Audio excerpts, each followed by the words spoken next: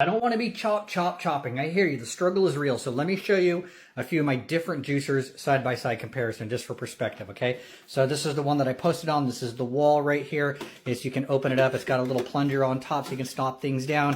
And then you open up the top here. You can see you could probably put in like half of an apple. Yeah, you could put a whole orange, etc. in there. So you don't have to do a ton of chopping. You do need to break it down just a little bit. But this is a slow juicer, a masticating juicer. In comparison, this is the previous one. It had a Fetson. So if you look at the size here, side by side between the two of these, we can already see that the wall is smaller in length, front to back, okay? Width, they're going to be about the same size, but this one takes up way more space. What sucked about this one is it feeds from the top kind of like a meat grinder, okay? So it's not really gravity feed. I had to put it in there, and this is as big as the little chute could be, okay? So they had to be small chunks. I had to constantly stomp, and it went slow. It worked, but like just look at the overall size of this versus that, okay? So this one is already winning, plus we can put more in. Now, this one is just my regular Breville. I've had this for over a decade, okay? This can do high volume, and I use it if I want to do a bunch of juice or I don't really care about preserving enzymes and nutrients 100%, etc.,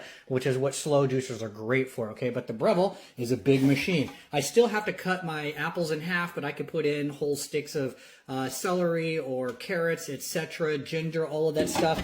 It grinds it down. Sometimes ginger gets stuck because it's a little bit fibrous, where this one doesn't miss a beat with any of those big fibrous things. And then comparatively, if you're doing leafy greens like kale or spinach, etc., yeah, this is the one that's going to extract the most juice. Yeah, whereas these ones, because it spins at a high speed, it all just blows out the back, okay? So if I had to choose between all three of these, right, this one is probably going to be the winner just because it's a slow juicer and it gets the job done. But if I'm trying to do high volume or I don't care about the nutrients, as I mentioned, then the Breville or something comparable might be the way to go. Now, if you don't want to do any chopping at all, sure, you might want a slightly larger unit that can handle a whole apple or more carrots or whatever. It really just depends on the amount of volume. I only do juice once every week or two for me and my girlfriend.